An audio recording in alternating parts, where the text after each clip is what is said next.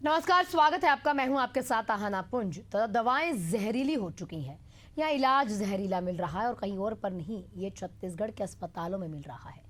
छत्तीसगढ़ में स्वास्थ्य व्यवस्थाओं पर बड़ा सवाल खड़ा हो चुका है। Chhattisgarh medical services corporation limited यानी कि CGMSC ने अब जाकर आदेश जारी किए हैं कि बच्चों को दी जाने वाली जो दवाएं हैं, जो टैबलेट्स हैं, जिनका नाम है एल्बेंडाजोल टैबलेट्स की घटिया पाई गई हैं। 14 महीने से ये दवाएं सरकारी अस्पतालों में और आंगनबाड़ी केंद्रों में बच्चों को खिलाई जा रही हैं और ये वही दवाएं हैं जिसे कीड़े खत्म होते हैं और बच्चों को दी जाती है। इनमें से 4 बैचेस जो हैं वो जून 2024 में बने हुए थे और यही वो दवाएं हैं जो 2 मार्च 2025 के हैं। और आपको ये भी बता दूं कि अस्पतालों में बचे हुए स्टॉक को अब वापस मंगवाया जा रहा है। CGMSC का रिकॉर्ड पहले भी खराब रहा है और ये पहली बार ऐसा नहीं हुआ। बता दूं आपको कि CGMSC की सप्लाई में गड़बड़ी अब सामने आ चुकी है। महीने भर पहले ही जंग लगी हुई सर्जिकल जो ब्लेड्स हैं अस्पताल में पहुंचाई गई थी और अब पिछले 5 महीनों में देखा जाए तो 3 दवाएं, 5 इंजेक्शन, 5 किट खराब क्वालिटी की निकली है। अब सवाल इसमें यह है कि CGMSC ने तो घटिया दवा पर रोक लगाने के आदेश जारी कर दिए, लेकिन ये पत्र निकालने भर से क्या जिम्मेदारियां खत्म हो जाती हैं? पिछले 14 महीनों से बच्चों को खराब दवाएं दी जा रही थी, इसकी जिम्मेदारी अब किसकी है? किस कंपनी के खिलाफ कार्रवाई होगी? CGMSC में ये जो दवाएं हैं इनकी जांच और सप्लाई की जिम्मेदारी किसकी होती है? किसको दी गई है जिम्मेदारी और किसके खिलाफ कार्रवाई होगी? ये केवल आदेश जारी करने के देखा जाए तो वैसी स्थितियां नहीं है। केवल ऐसा मामला नहीं कि आदेश जारी कर दिया और पूरे मामले पे आप पल्ला झाड़ देंगे। ये उन बच्चों के स्वास्थ्य और भविष्य से जुड़ा सवाल है जिन्हें सरकार की गारंटी वाली दवाइयां खिलाई जा रही थी। अब जब अस्पतालों में, आंगनबाड़ी केंद्रों में बच्चे ही यहां पर सुरक्षित नहीं होते हैं, दवाएं उनको नहीं मिलेगी, तो आम जनता किस पर भरोसा करेगी? जवाबदेही किसको तय करनी होगी? क्या केवल पत्र निकाल देना, कार्रवाई करना है, या फिर उन अधिकारियों और जो सप्लायर्स हैं उन कंपनियों पर भी कुछ कार्रवाई होगी जिनकी वजह से 14 महीने तक बच्चों को खराब दवाएं दी गई हैं?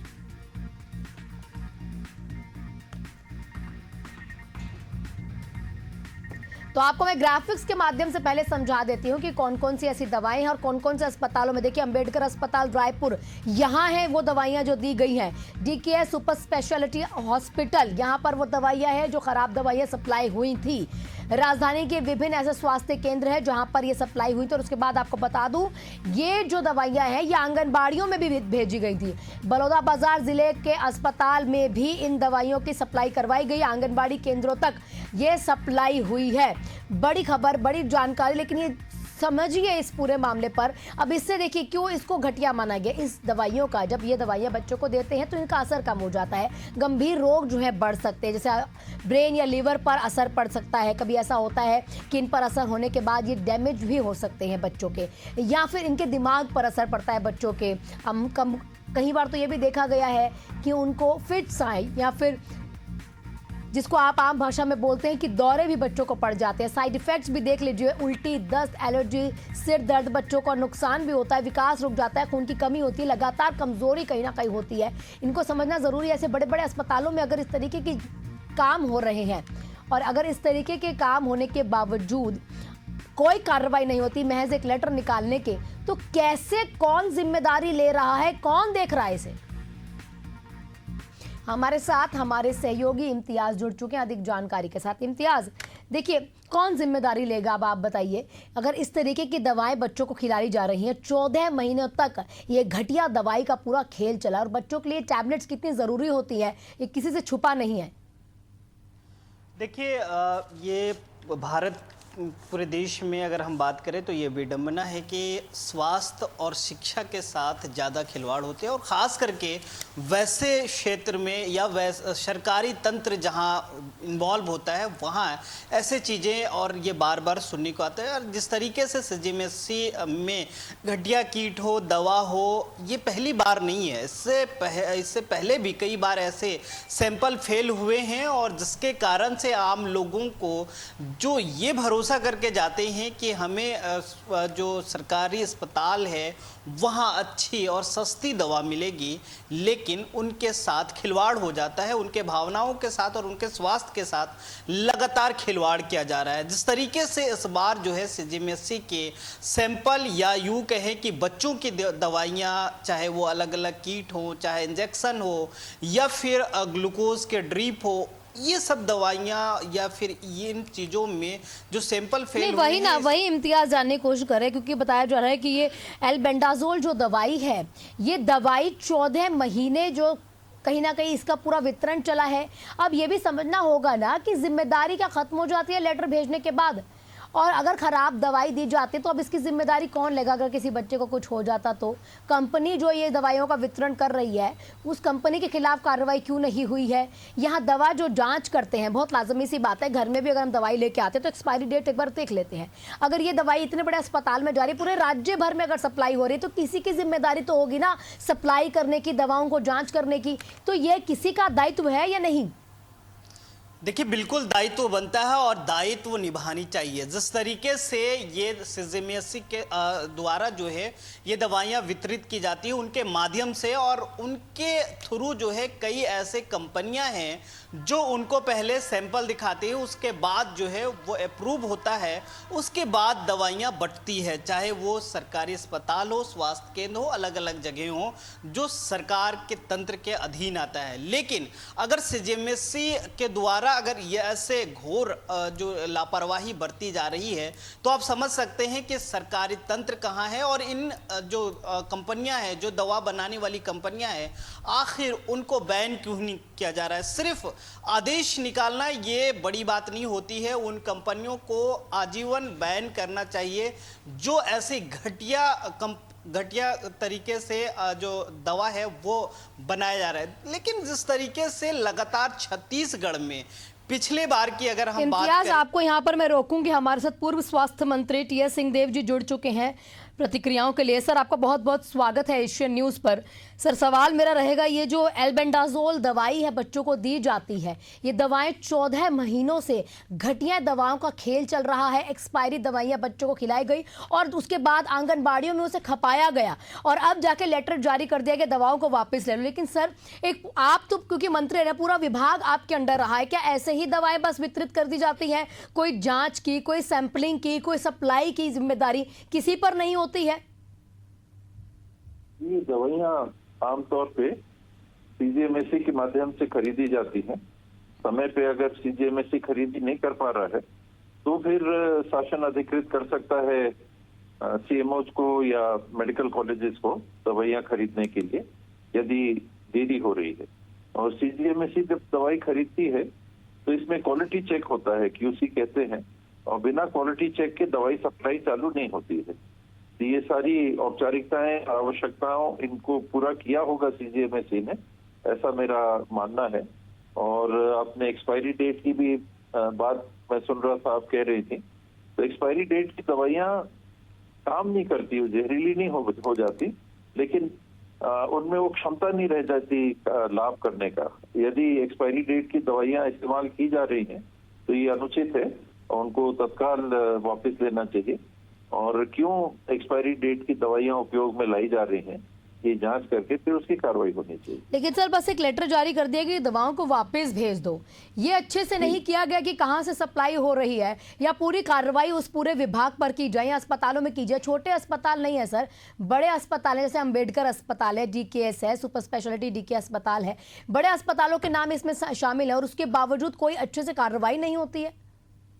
होनी चाहिए। इसमें दो चीजें हैं, एक एक्सपायरी दवाई खरीदना, ये तो मैं नहीं समझता कि हुआ होगा, पर अगर दवाई आपने खरीदी और समय पे उसका उपयोग नहीं किया और वो दवाई एक्सपायरी डेट पार कर गई है तो ऐसी दवाइयों का फिर इस्तेमाल नहीं होना चाहिए। उनको या तो वापस किया जाता है या रिकॉर्ड में लेके उन्हें फिर नष्ट किया जाता है। ठीक सर, आपका बहुत बहुत शुक्रिया तमाम प्रतिक्रियाओं के लिए। हमारे साथ टीएस सिंहदेव जी जुड़े हुए थे, पूर्व स्वास्थ्य मंत्री। आपको बता दें छत्तीसगढ़ मेडिकल सर्विसेज लिमिटेड, जिसे आप सीजीएमएससी कहते हैं, उन्होंने पिछले 14 महीनों से बच्चों को खिलाई जाने वाली जो दवाइयाँ है, और ये जो दवाई का नाम है एल्बेंडाजोल दवाई, इसके कुल 6 बैच के इस्तेमाल पर अब रोक लगाई। इन दवाओं का इस्तेमाल अंबेडकर अस्पताल, डीकेएस, सुपर स्पेशलिटी अस्पताल, रायपुर के स्वास्थ्य केंद्र के साथ साथ बलौदा बाजार के अस्पतालों में किया जा रहा था। इनमें से 4 बैच जो हैं वो जून 2024 के थे और जो लगभग खत्म होने के कगार पर थे। वहीं पर 2 बैच मार्च 2025 के थे। अब इन दवाओं की सप्लाई अस्पतालों के साथ ही आंगनबाड़ी केंद्रों में भी की जानी थी। जारी जो जाँच आदेश किए गए हैं उनके अनुसार एफी पेरेंटल्स की जो ये है दवाई, एल्बेंडाजोल दवाई है। ये बता दें आपको, ये 4 बैच जो 2024 में बने थे और 2 बैच 2025 के थे, इनको रोक लगा दी है। इन दवाओं को बचे हुए स्टॉक का वापस कहीं ना कहीं मंगवाया गया। जानकारियां जो मिली उसके अनुसार 14 महीने से ज़्यादा हो चुके हैं, यानी कि पिछले 14 महीने से ज़्यादा बच्चों को खराब दवाइयों का ट्रीटमेंट दिया जा रहा था। आपको मैं एक लेटर भी पढ़ के बता देती हूँ जो कहीं ना कहीं उन तमाम दवाइयों का है। हमारे साथ स्वास्थ्य मंत्री श्याम बिहारी जायसवाल जी जुड़ चुके हैं। सर, आपका बहुत बहुत स्वागत है सर एशियन न्यूज़ में। मेरा पहला सवाल सर आपसे यही रहेगा, ये जो दवाइयाँ थी, जो 14 महीने से बच्चों को खराब दवाइयाँ दी जा रही थी, जिन दवाइयों को वापस कहीं ना कहीं मंगवाया जा रहा है, लेकिन सर किसी की जानकारी, किसी की जांच के कोई ना कोई अधिकारी वहां पर बैठता होगा, या सिर्फ दवाइयाँ वापस लेना और बच्चों के साथ इतना बड़ा काम हो रहा है, खेल हो रहा है सर। घटिया दवाइयों का वितरण दी जा रही थी सर दवाइयाँ। अम्बेडकर अस्पताल है, DKS अस्पताल है।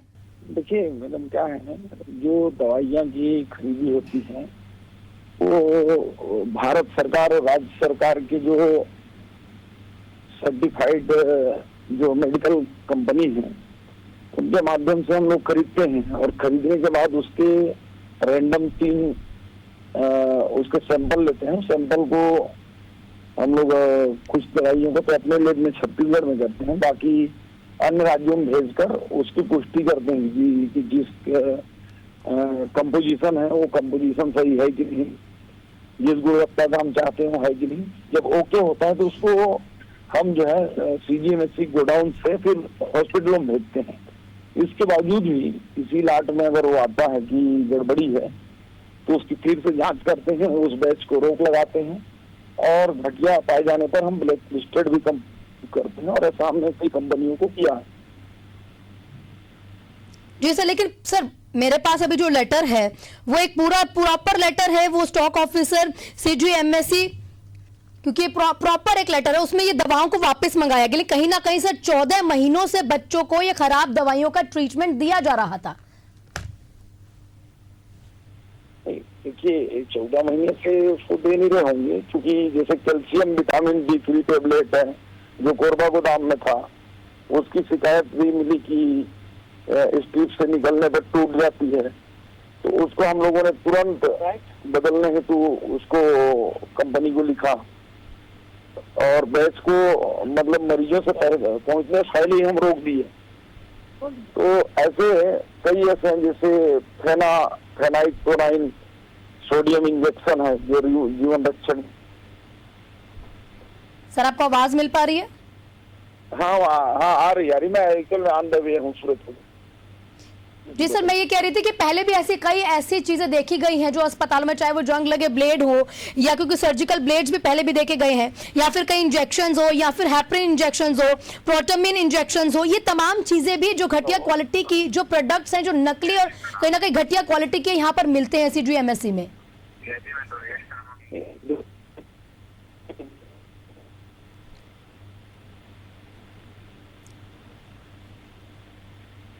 तो शायद संपर्क हमारा टूट गया है श्याम बिहारी जायसवाल जी के साथ।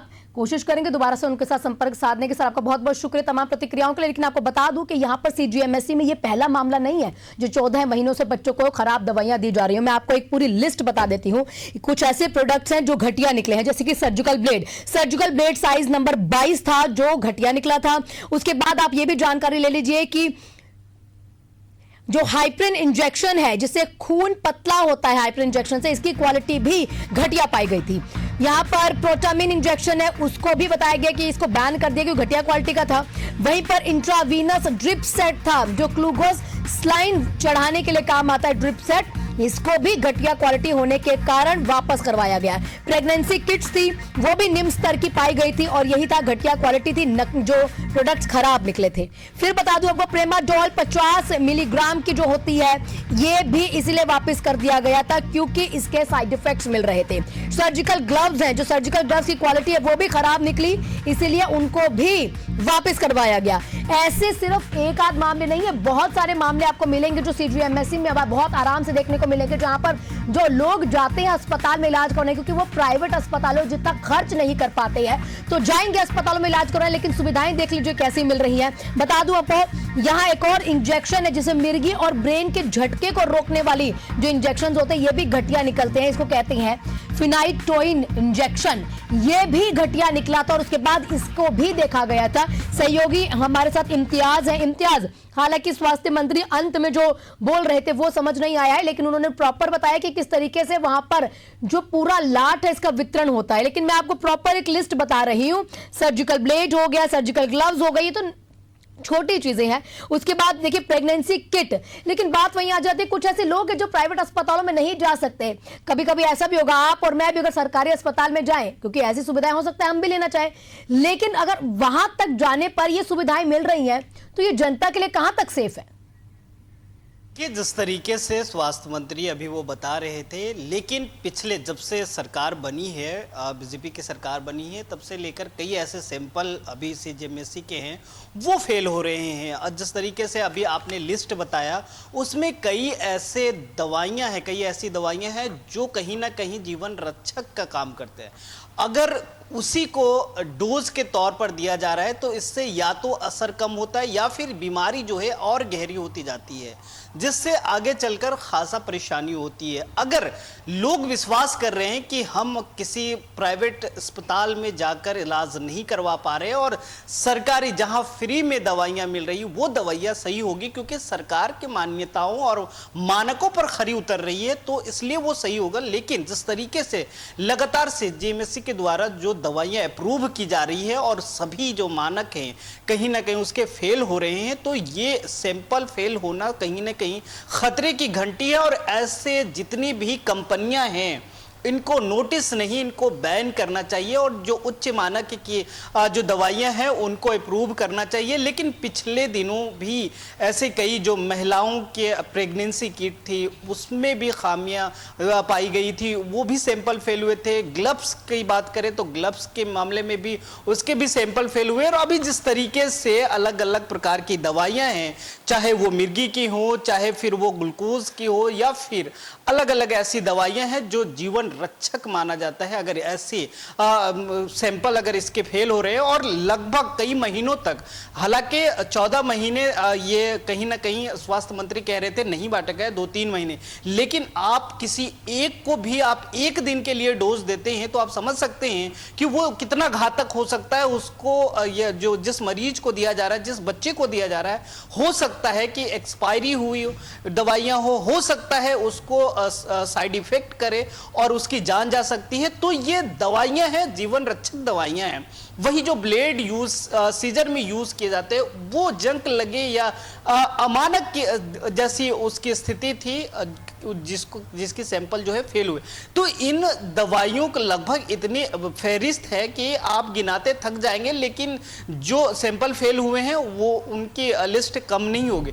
तो इस तरीके से अगर लापरवाही बढ़ती जा रही है और शासन तौर पर अगर बढ़ती जा रही है तो आप समझ सकते हैं कि किस तरीके से, क्योंकि नहीं देखिए बहुत लाजमी सी बात है, मतलब पूरा मंत्रालय ठीक है, किसी के हाथ में होता है तो पूरा मंत्रालय को काम करना चाहिए, लेकिन उनके लिए अधिकारी भी रखे गए हैं। तो वो अधिकारी वर्ग की कहीं ना कहीं कमियां है। वो अधिकारी वर्ग जो है बिल्कुल मतलब बेशर्मी के तरीके से काम कर रहा है कि अपने साथ साथ वो लोगों के जान के साथ खिलवाड़ कर रहा है।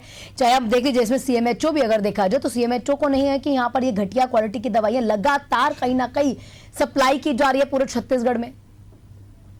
देखिए बिल्कुल जिस तरीके से पिछले बार यह सीजीएमएसई घोटाला उजागर हुआ उसमें कई ऐसे अफसर थे जो इसमें संलिप्त पाए गए और उसमें ये कहीं ना कहीं ये हुआ कि घूस लेकर कहीं ना कहीं लेवी लेकर इस कई दवाइयों के मानक को पास कर दिया गया। तो इसमें उन लोगों पे भी कार्रवाई होनी चाहिए जो ऐसे कृत्य कर रहे हैं। तो जिस तरीके से लगातार सरकारी तंत्र खास करके अफसर जो मंत्रियों को भी भ्रमित कर देते हैं और ये कह देते हैं, क्योंकि जिस तरीके से स्वास्थ्य मंत्री ने कहा, क्योंकि मोटी मोटी चीजें जो है उनको बताई जाती है और ये कहा जाता है कि ये सब चीजें ठीक है और इसको हम पास कर रहे हैं और फाइल जाता है तो वो भी सिग्नेचर कर देते हैं। ये मानवीय और ये इस चीजों को समझ सकते हैं, लेकिन अधिकारी जिस तरीके से खेल खेलते हैं, बंदर बाट करते हैं, उन सभी चीजों पे रोक लगनी चाहिए। और अगर ऐसे कोई सैंपल फेल हो रहे हैं तो जो पास किया गया था, जिसके द्वारा पास किया गया था, उन पे कार्रवाई होनी और जल्द चाहिए। से जल्द होनी चाहिए, क्योंकि ऐसे देखिए छत्तीसगढ़ में, ऐसा पूरा छत्तीसगढ़ में देखा जाए तो बहुत ऐसे लोग होंगे जो आज भी छत्तीसगढ़ के सरकारी अस्पतालों में जाते हैं और जाते ही हैं इम्तियाज। बहुत ऐसे, क्योंकि हर एक का बजट नहीं होता प्राइवेट अस्पतालों का कहीं ना कहीं बजट उठाने का या पैसे खर्च करने का, तो सरकारी अस्पतालों का रुख करते, लेकिन दवाएं इस तरीके से मिल रही हैं। और देखिए नाक के नीचे इतना बड़ा खेल चल रहा है, ये कहीं ना कहीं जांच का विषय। इम्तियाज, आपका बहुत बहुत शुक्रिया तमाम जानकारियों के लिए, आप नजर बनाए रखिएगा। तो यहाँ बात फिर यही आ जाती, जहरीली दवाएं, जहरीला इलाज मिल रहा है सरकारी अस्पतालों में और ये बंदरबाट लगातार चल रहा है। देखना होगा आगे कि इस पर क्यों, कब तक कार्रवाई होती है। हालांकि स्वास्थ्य मंत्री लगातार हमारे साथ जुड़े हुए, तो उन्होंने बताया कि कार्रवाई हो चुकी है, यहाँ पर दवाओं को वापस भेज दिया गया। लेकिन बात आती है कि जो कंपनीज दवाई भेज रही है, इन पर कब नकेल कसी जाएगी, ये जो अधिकारी वर्ग नीचे बैठे हैं, इन पर कब नकेल कसी जाएगी, कब ऐसा एक स्ट्रिक्ट एक्शन होगा कि दोबारा किसी की हिमाकत ना हो ये सब करने की। अगर आप वहां पर कभी जाते हैं तो अपनी दवाओं को जांच जरूर लें। इसी के साथ इस बुलेटिन में फिलहाल इतना ही।